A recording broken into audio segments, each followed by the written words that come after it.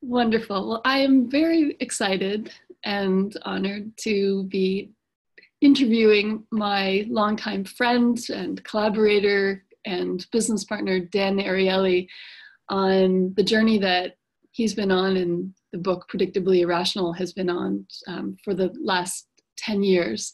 That book had a massive impact on my life, and I know it has so many other people as well. And so it's fantastic to be able to spend some time with you sharing those reflections. Thank you. And I'm only sorry that we're not across the same table. Yes, that would make it easier to share a beer. Yes. So the first question is, why did you write the book? Okay, so you know the answer for this, so it's a little bit unfair. But I had an itch to write something non-academic. So one of the challenges with academic writing is that it does not allow for creativity, and it's very formulaic and restrictive and so on. I felt like I needed something else.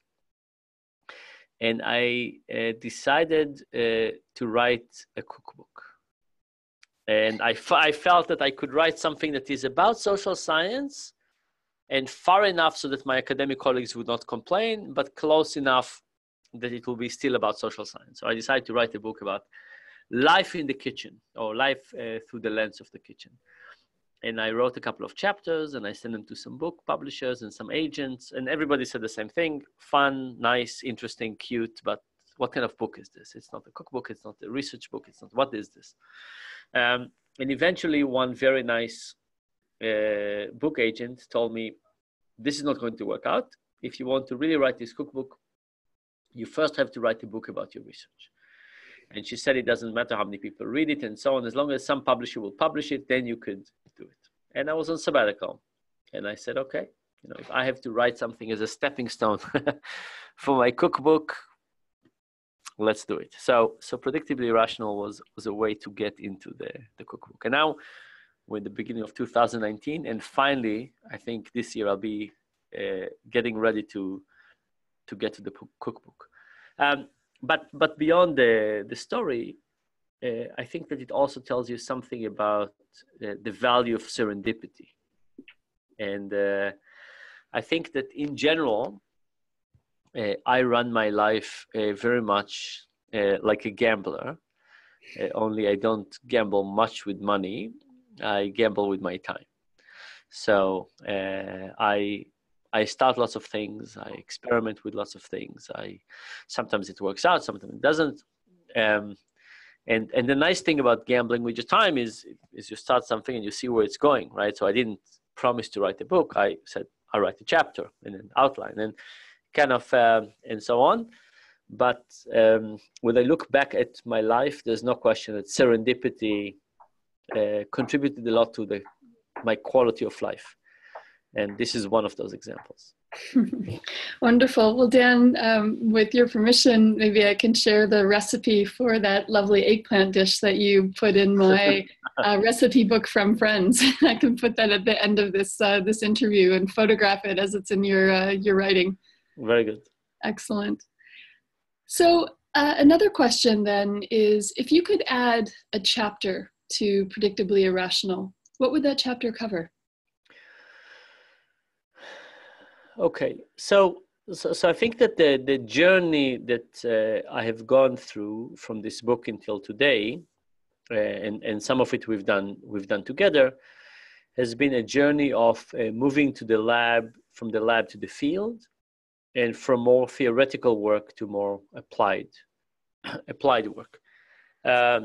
So you can study lots of things in the lab. We study lots of things in isolation, and then when we come to some application in the field, we want to put multiple things together because we want to drive some behavior. So I think if I would do another chapter, I would probably take one of our applied programs approaches. Maybe it will be something around savings, or maybe it will be our driving program for young drivers, or something about energy savings. I would have taken some of our applied programs. I would have described how we got there and what we were trying to do with them. And then I would also talk about the differences between clean, simple, basic lab experiments, and how do you take those insights and translate them? So maybe a chapter would be to say, okay, we've covered more of these topics. Now we have this problem. We want young drivers to drive more safely. We want people to save energy. We want something to do this. How do we take multiple things and how do we combine them and how do we think about the application? What are some of the new challenges in this process of taking insights from behavioral economics and applying it? So I think that would have been, of course, I could do more chapters. Here's another factor, and so on. But I think a more interesting approach would be to say, here's a chapter that is about the next step. You take this, how do you combine it, think about it, and then make some changes in your own life, in your professional life, and so on. Very good. Are there parts of Predictably Irrational that you think readers tend to misinterpret or overinterpret? So you know, when you have a lab study, people pay lots of attention to it. You basically are filling people's attention with the study. People build the Lego, people answer a question. They basically, that's it. Their whole universe is based on that question. Whereas in regular life, there are lots of distractions are happening. And because of that, the attention people often pay to the stimuli can be much lower. So if I come to a situation where I'm, you know, let's say signing up for a retirement benefit at work, I have a form and I have to fill it out. But if it's something on the website and I can also close it and I can also check my phone and I can also listen to music and I can also do other things, attention can be very, very different. And I think, again, when you come to apply something to the real world, it's important to understand what is the attentional capacity that people have. So if you look at the regular, let's say, purchase rate on a website, it could be something like 1 or 2%, right? Most people show up, do something, and then drop completely. They just basically have a very different agenda. When we do an experiment and we ask people, what would you choose? We don't get 1% of the people saying, I'll choose something, and everybody else stops the experiment.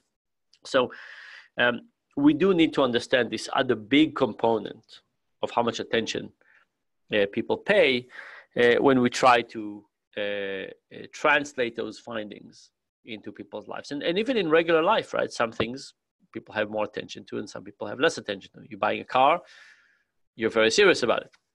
You're buying some fruit in a grocery store, maybe not so much. Mm-hmm. Excellent. So what's something you were wrong about in the book? Wrong? Well, I thought once I was wrong. No. What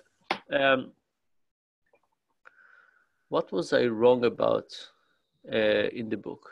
Mm-hmm. So you know, there's a lot of questions these days about all kinds of research and replicability and so on. And one of the research that I quoted had to do with priming. And I think that we're basically getting a different understanding of priming research these days. And I don't think, I mean, you know, science is the process is building up and we'll find out more and more and more. But at least my read right now is that phenomena is much more fragile than we thought it was. That the exact conditions under which it shows up are more sensitive. And I think at the time I did not appreciate the sensitivity of this. And by the way, this could also be related to the question of lab versus field, where you do something in the lab, you control everything, you can get even small effects to show up because you kind of use a magnifying glass. But when you do field experiments, people have lots of abilities to do other things. So I think that was something that I did not appreciate correctly when I wrote Predictably Irrational. Well, being able to recognize where one is wrong or that the information that they had was incorrect and being able to pinpoint the impact that it had on our subsequent thinking is one of the keystones of scientific thinking. Mm-hmm. So it's a very healthy practice to be able to look back at our prior work and see where we might have made mistakes and to be able to identify those and assess the impact. Absolutely. And I hope that this is the way I try to write and communicate. And of course, we do it when we talk to companies, is to basically say, look, this is a journey. It's not my theory or your theory or no, this is what we know right now. This is our best understanding of human nature. And we could be wrong. And there's lots of new things to study. And there's going to be nuances that we haven't considered, and life will change, and because of these different things will come into focus. But it's the best stab that we know right now. It's our best of our ability, but we're not saying that we'll never learn new things and find out that there are more accurate insights or nuances. Mm-hmm. Excellent. So I would like to shift a couple questions now that are about you and understand kind of a counterfactual, which is, what do you think your life would have been like if you hadn't written Predictably Irrational? Okay, so first of all, I have to give a lot of credit to luck in multiple ways. One of them is that I wrote this book to start with, but the second one is the timing. So Predictably Irrational came out in the beginning of 2008, exactly with the financial crisis. Was kind of at full bloom. And I didn't plan the financial crisis. It's not my fault. But I think I and the field benefited a lot from this. Because, we've been saying the same things for a long time. There was nothing new from 2005 or 2003 to 2008. But in 2008, when the financial crisis was happening, there was an acceptance that maybe we are irrational, right? So until that time, there was always to say, oh yes, but the markets are always rational, but the markets are always rational. And all of a sudden, something very strange was happening when those few people who were supposed to be rational and tame the whole market were clearly not getting things right, and not only not getting things right, but destroying the whole market in the process. So I think it was a particular time of receptivity to these ideas. So I think that was timing was very important, and I actually felt a tremendous obligation at the time to say, okay, my book came out, financial crisis is happening, people are really interested. And I thought to myself, this is a 6 months to a year thing. I said, that's it. Like, attention will go away. We have 6 months to a year. Let's, this is my obligation. It's like to try and make as much progress as possible in the next 6 months to a year. And then I thought maybe another year and another year. And now we're more than a decade. And I think the interest is only increasing. So I have to say that I predicted the interest would be short-term, and I'm very happy that it was long-term. And I think part of it is receptivity, but I think partially is the research community. Both in the university and outside of the university, where people have basically helped to escort the field out of the lab into the field. So, if you think about one of the big things that happened since 2008 is that both, academics and practitioners have taken findings and say, let's see how the real world works. So there was another thing that happened, which was technology and data. So we had social science meets rationality meets data. It's kind of like a wonderful point. And take something as simple as dating, right? All of a sudden you have online dating. you have online dating, unbelievable amount of data, all of a sudden, not only lots of interesting things to say for science, but also in a way that is very clear to people how applicable this is. So if you roll back the clock 30 years and you say, let's do experiments on probabilities and gambles and so on, that's very wonderful and good for academics and good to have the discussion between economists and psychologists, but it's very hard to understand what we're really studying. You move to 2010 and you have online dating site and you do a study on online dating, and all of a sudden people say, okay, I can see how this is influencing my life. Or you do a study on eBay, or you get data about online shopping. So the other thing that happened was that information technology and the internet, it helped us get much more data, much more interesting data, and allowed the field to get out of the lab into the field and into very important applications. So that was also a very important transition. I think because of that, people did not lose attention as I expected. I think if we stayed in the 2008 paradigms, I think we would have kept people's attention for a year or so. But the fact that we started dealing with real world problem, and by the way, became more and more gutsy. So right now, it's perfectly standard for behavioral economists in and out of academia to go and say, let's change how people eat, and let's change schools, and let's change driving, and let's change traffic and congestion, and so on. We wouldn't have thought about this 15 years ago. So with I think the interest and ability came also more confidence and more knowledge and understanding, and also more and more changes that are driven by social science. Mm-hmm.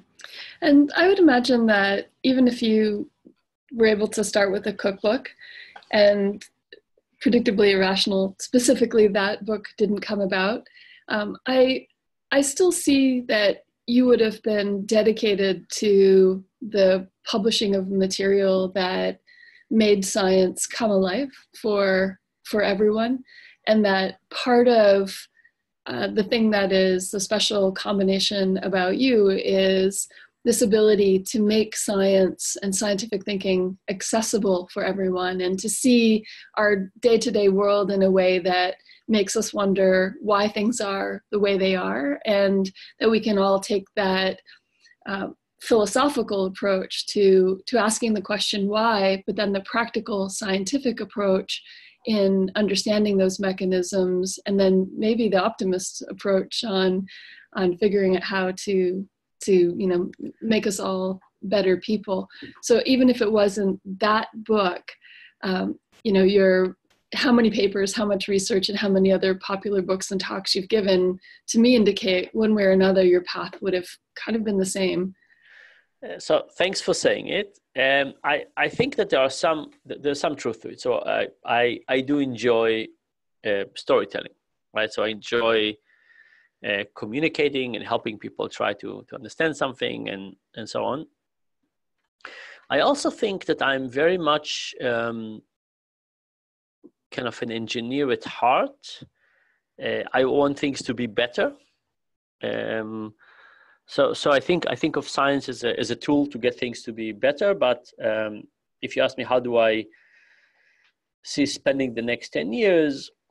Do I prefer to make a change in the world, or do I prefer to understand something better? I prefer to make a change in the world. Maybe it's a combination of a bit of impatience and a little bit of a sense of obligation and urgency. But I certainly think that this notion of trying to see where we go wrong and how to fix it, and the notion of trying to get people to think a little bit like social scientists would have stayed there. Maybe, but with a different combination of emphasis. Yeah, well, I think that's the beauty of bringing science to life and practicing it in the real world, is we don't necessarily have to make that trade-off between the understanding of why and making an impact in the world. And I think that's why behavioral economics and behavioral science has been such a powerful combination. Mm-hmm. So the next question then is, are there books written since Predictably Irrational that you didn't write, but that you wish that you had? So I never think this way. Now, I will say that from time to time, there's an idea that somebody has, and I said, it should have been my idea. So there are certainly lots of findings that I think are incredibly important, and I wish I had something to do with that, with those findings. And there's lots of wonderful books, but I never think to myself, oh, this is a book I would have liked to have written. I would have loved to have been able to write fiction like that. Like, to be that good as to be able to, or poetry. Oh my goodness, if I could write poetry, I would be very happy. But just to have the skill and the patience would have been great. But in terms of kind of social science books that I really like, I really like The Invisible Gorilla. I think it's a it's a great and important book, and you discover a whole world of attention and importance. I think that's great. I like Elizabeth Dunn and Mike Norton book, Happy Money, because I think that trying to figure out how to use our money in a smarter way is very important. So there's certainly lots of books like that I've learned that I learned from. In terms of kind of research that I wished I have done more of. I think the stuff that Uri Gnizi has been doing cross-culturally in terms of how people view altruism and obligation is incredibly interesting, and their book, The Y-Axis, I think is very good. I also love the research on name your own price. I think that's a paradigm that you say price is not just a price, it's about price and altruism, and how does it come up together, and what people are willing to do. So there's lots of things like that. There's another skill that, so the Heath brothers have 3 books. All of them are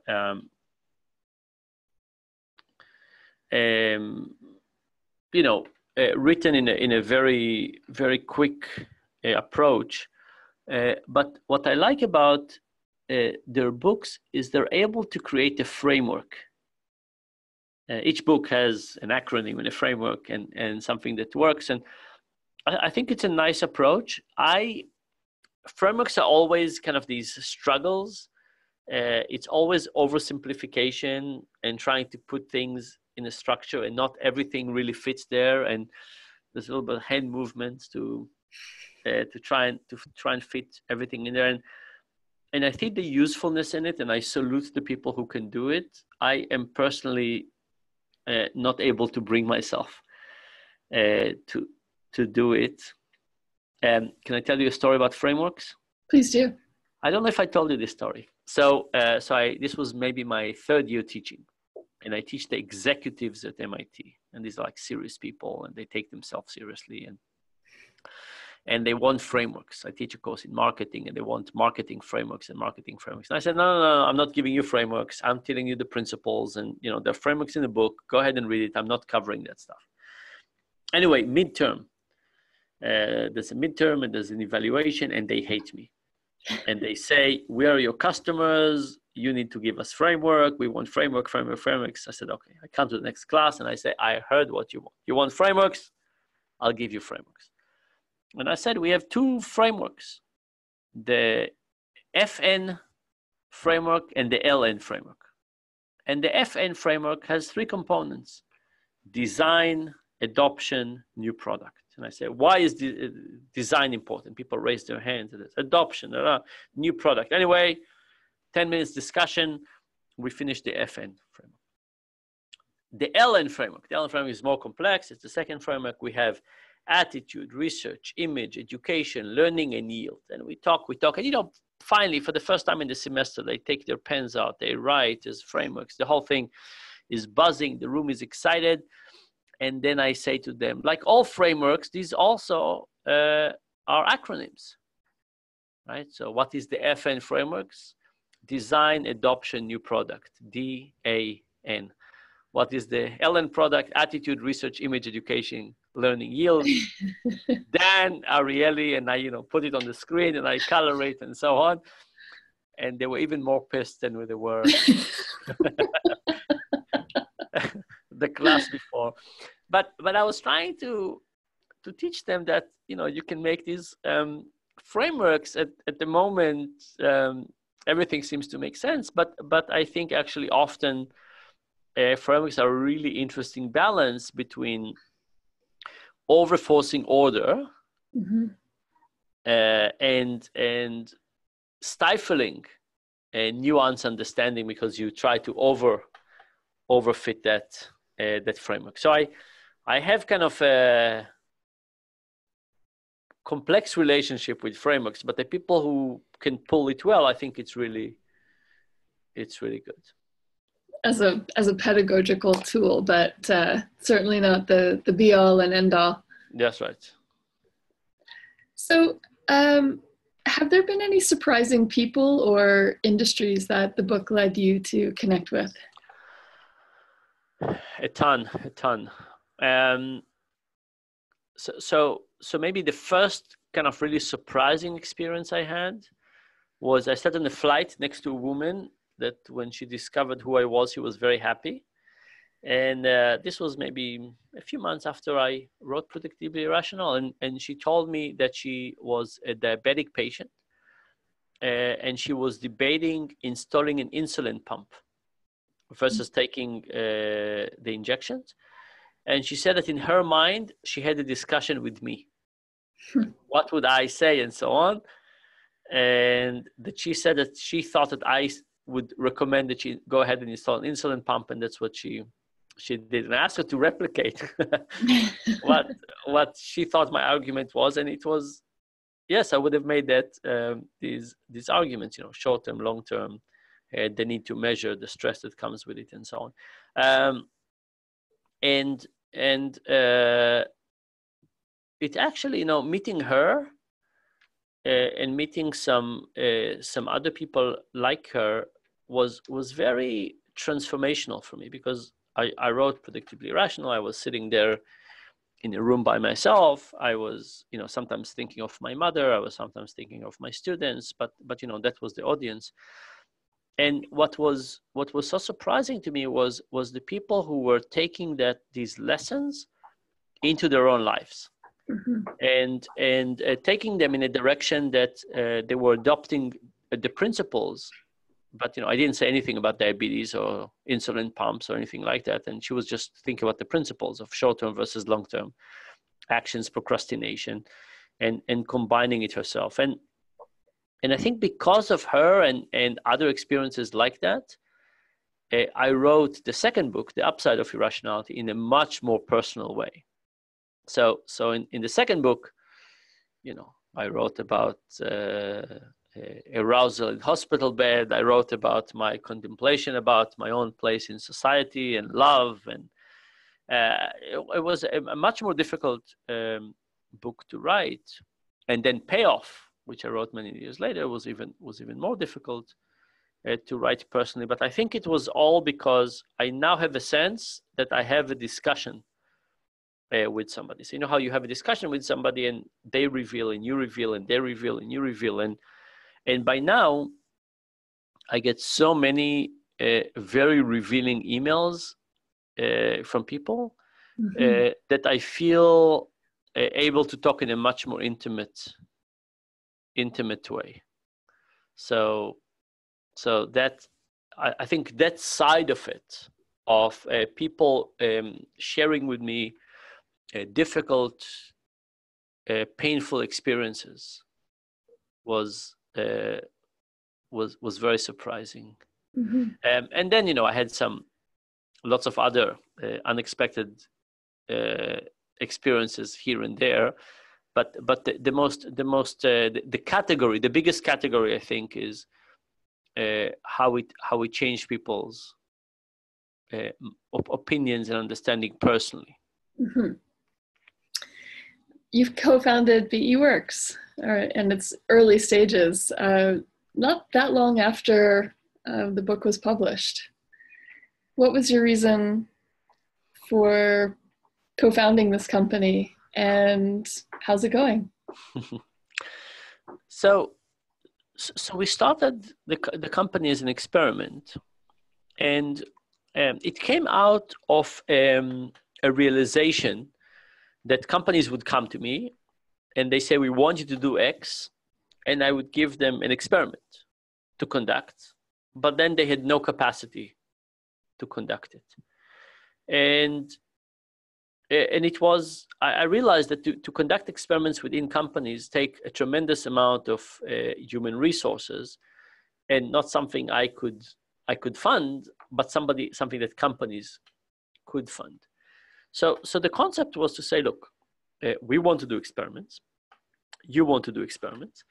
To do experiments at your company, we need manpower, and you have money, and it's experiments in your company, so you should pay for that manpower. So it became a very much a symbiotic system. It says, we're interested in knowledge, you're interested in knowledge about your particular company and something this. And if we find something that is mutually agreeable that we want to study and you want to study, why don't you pay to run this experiment? And we had our first client that bought into that, and we ran the first set of experiments.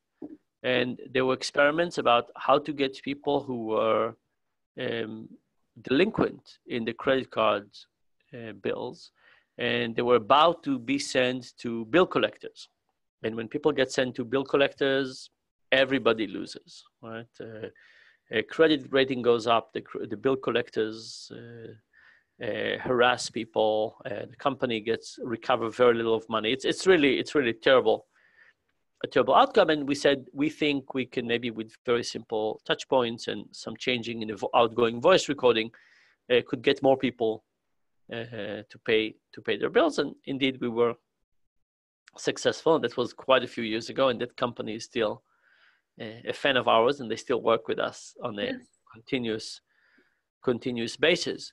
But this was the demonstration that says, yes, companies are interested in experiments. Yes, they can run them. They need a lot of help, more help than we thought in the beginning, but they need more help, and everybody could win in the process. So I think about BEworks as an extension of the research life, mm-hmm. where I basically say there's research I can do on the cheap side, and that's something that we can do at the university.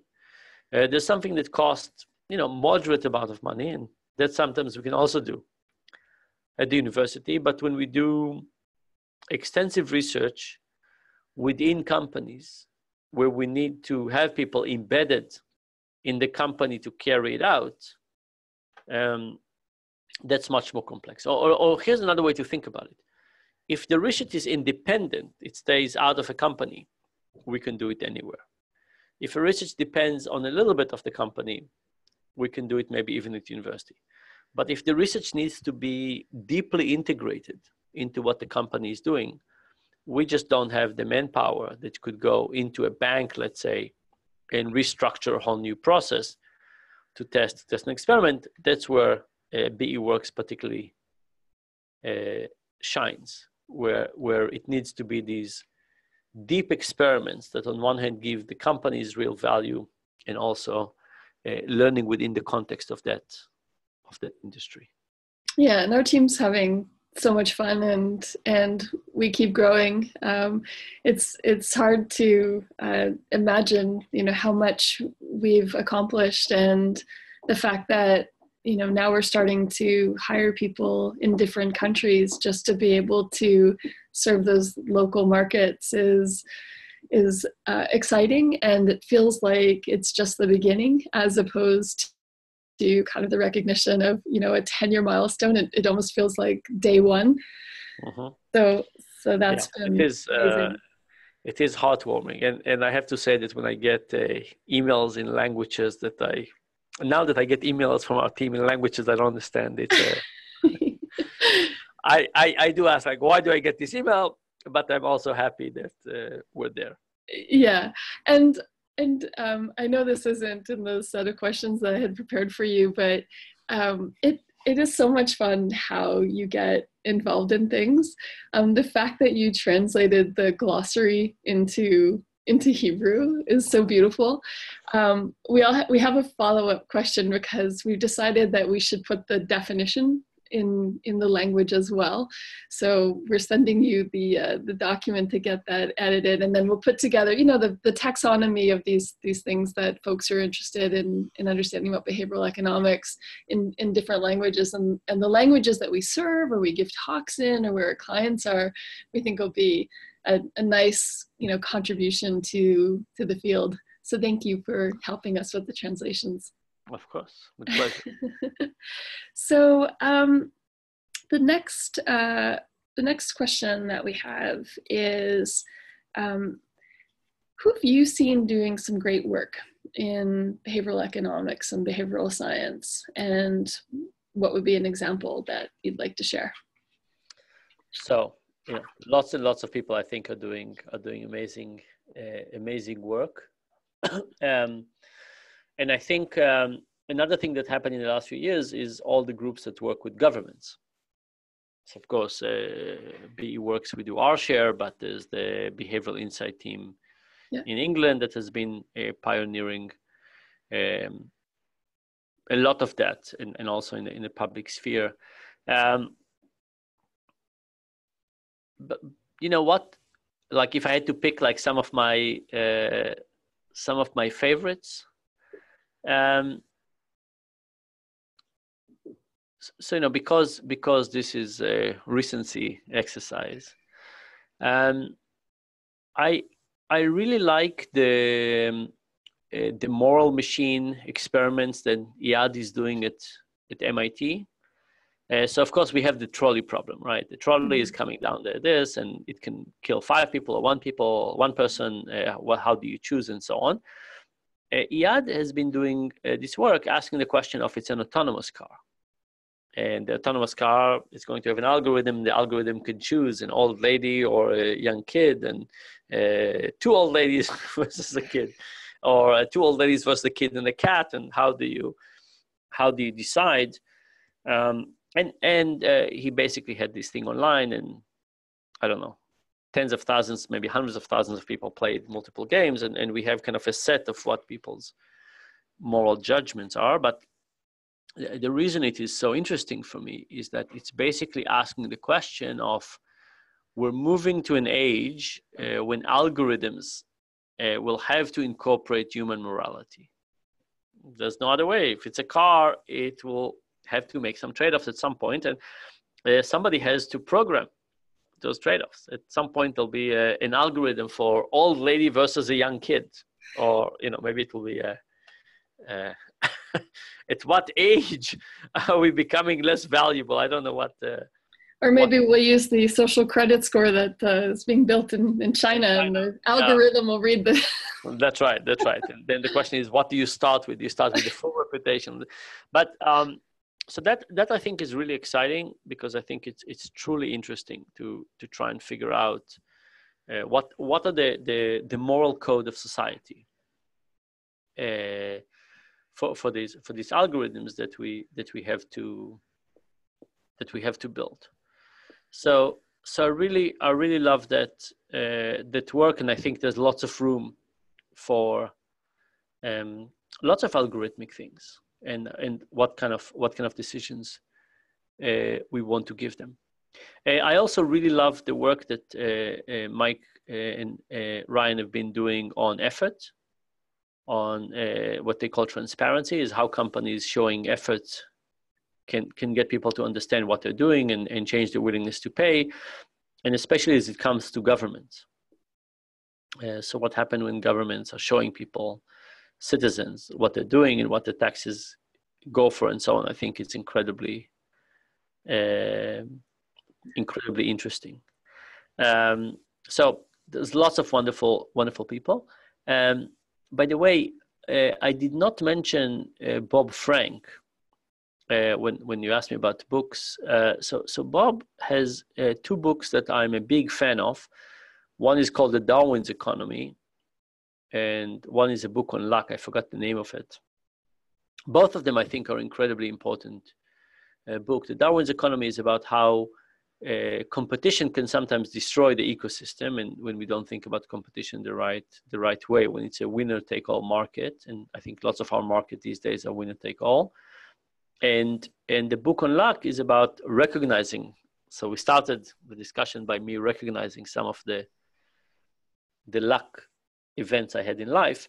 And that book is about the amount of luck that we have in life, how we don't recognize it, and what are the consequences of recognizing and not recognizing it. Mm, very good. I think one of the things that we can put together out of this interview is the list of books that you're recommending. I think that'll be very helpful and interesting for people.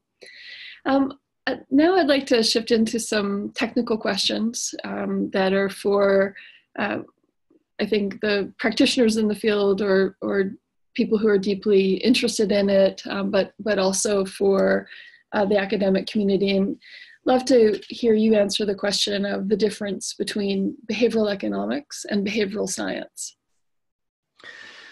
Yeah, so I think that behavioral economics has in its base root the rational model and where it falls short. So I think for behavioral economics to be called behavioral economics, it has to have a rational agent in the model and say something about the nature of rationality or irrationality.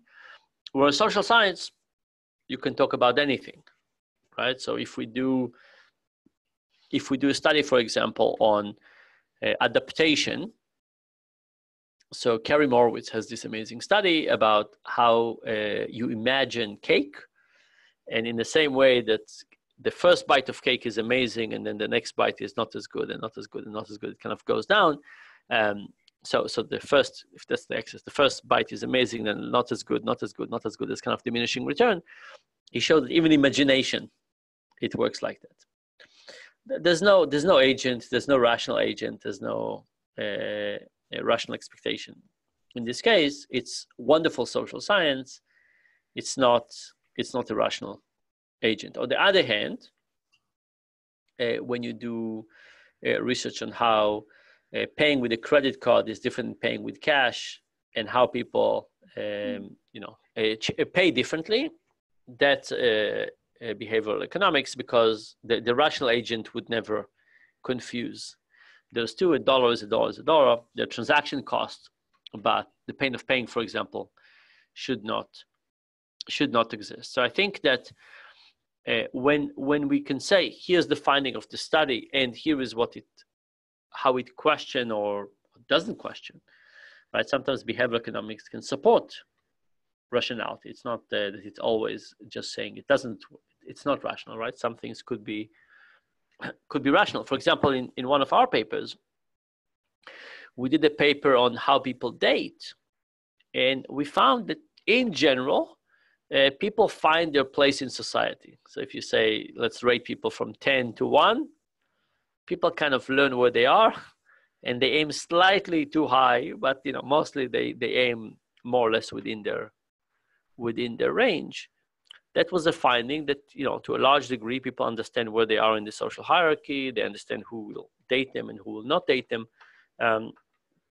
So people have found out over time where they are. So it's not as if you basically say behavioral economics is always about something is wrong with the rational theory. It's just testing the assumptions of the models and the implication in an empirical way. And social science is a superset. Mm-hmm. Behavior economics is part of social science, but social science includes many things that behavior economics doesn't include. Mm-hmm. So that leads to the next question then, which is this taxonomy emerged along with behavioral economics and brought things like dual process theory now to everyone's mindset, bad pun, and heuristics and biases along with it. So a nice introduction to cognitive psychology. But it also brought neologisms, nudge and choice architecture and even libertarian paternalism. So there's this new language. I want to talk within that about nudge and even some of the evolutions of that concept that like boost and the value that you see in continuing to think about these ways to have interventions in impacting and influencing people and how all of these terms work together. Okay.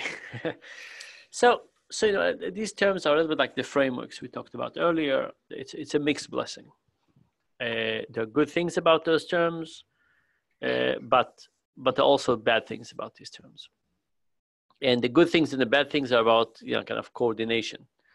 So if everybody's talking about nudges, people are going to talk about nudges. We'll understand what people mean, but it also means that people are unlikely to extend beyond of that realm. It kind of defines thinking. It helps people focus on some things and not on others.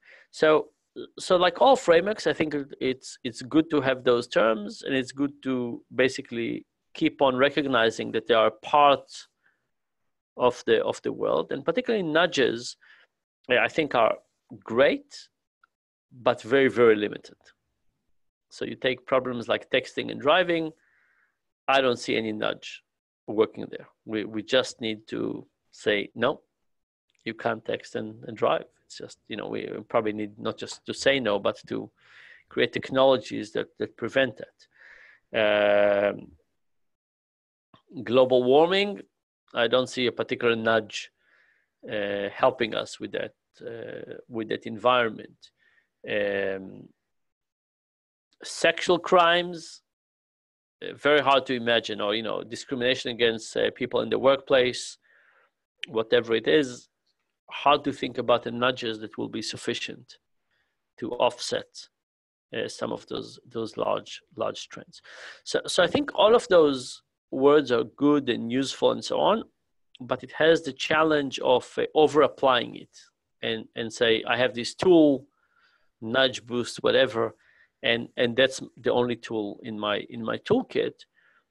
I think instead what we need to do is we need to have a deep understanding of the problem to start with, kind of figure out where the failing point is, figure out how big the failing points are, and then take all the tools we have and figure out what tools are we willing to use and what tools can we use for this problem. And some of those might be hidden in some of those words, and some of those might not. Yeah, it's interesting. There was an exchange between George Lowenstein and Richard Thaler on this issue of nudge and what it can and can't solve. And Lowenstein had written an article basically saying, nudge is limited, and Thaler responded back in writing saying, we never said that nudge was intended to be everything. We recognize that, the things that you had talked about, from regulation to, other approaches from social science are required to understand and influence behavior. So I thought that was an interesting, sort of debate.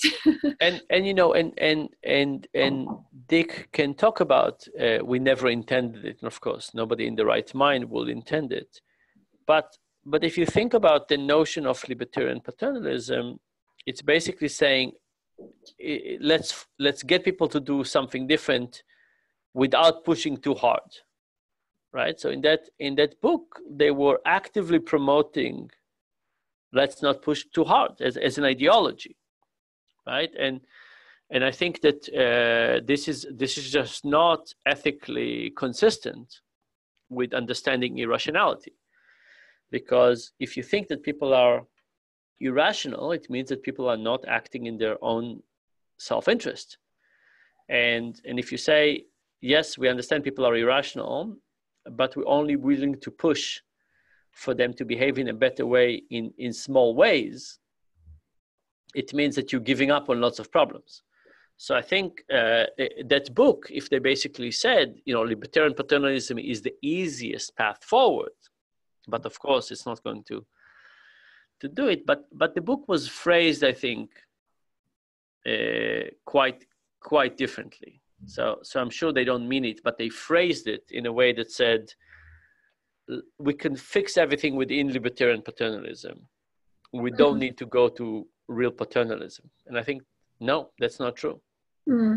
Well, I like the terminology that I believe it was Sunstein who coined the term, a third way in their early writings on kind of the early musings on what libertarian paternalism is in the first place. And I think one of the incredibly powerful benefits out of the early work in this, not so much, definitely in finding sort of nonpartisan ways to implement policy. I think that's fantastic, but the driver of that is introducing evidence-based approaches for policy.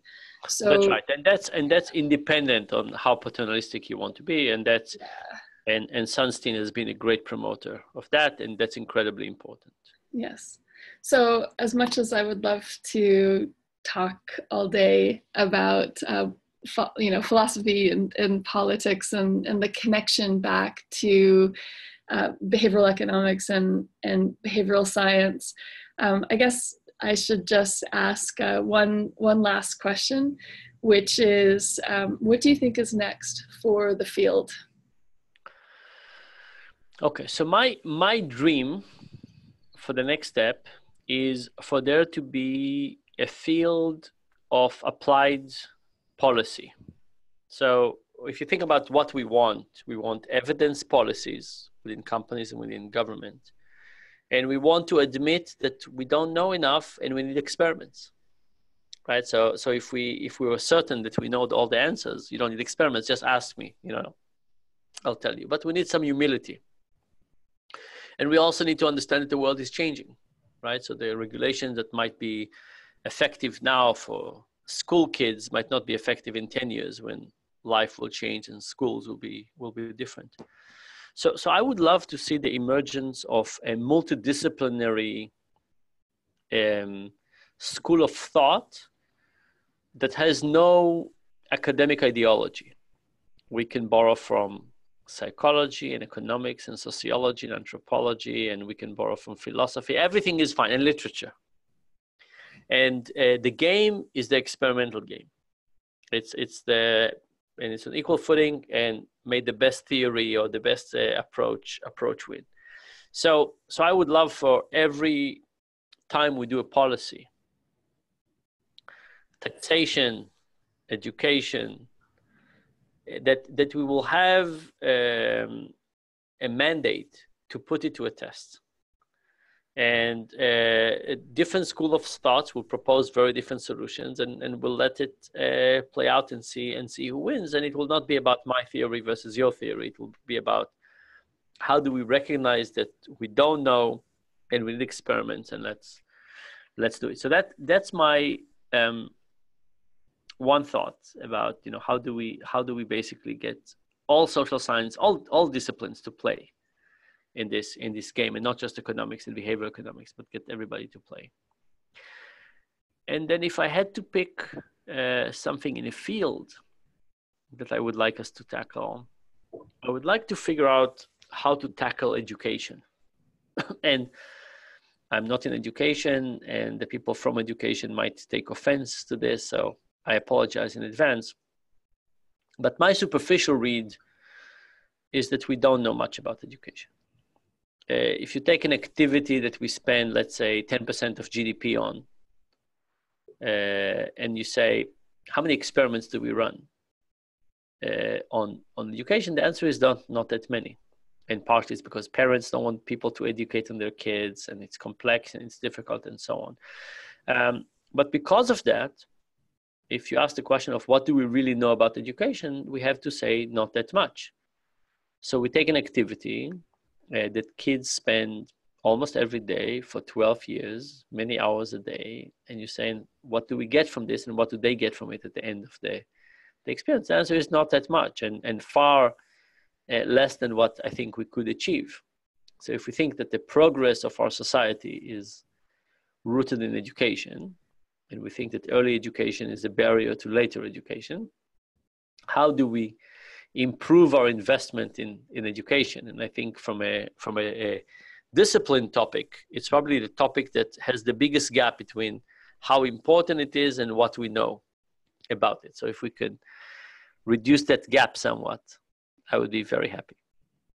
Fantastic. Well, we have some more projects on the docket, so I think that we've got more science to come and to help achieve those wishes that you have. Very good. And Kelly, as always, lovely to see you, and looking forward to our next meeting in Toronto. Marvelous. I look forward to it as well. And thanks so much. Okay. Okay. Talk to you soon. Okay, ciao.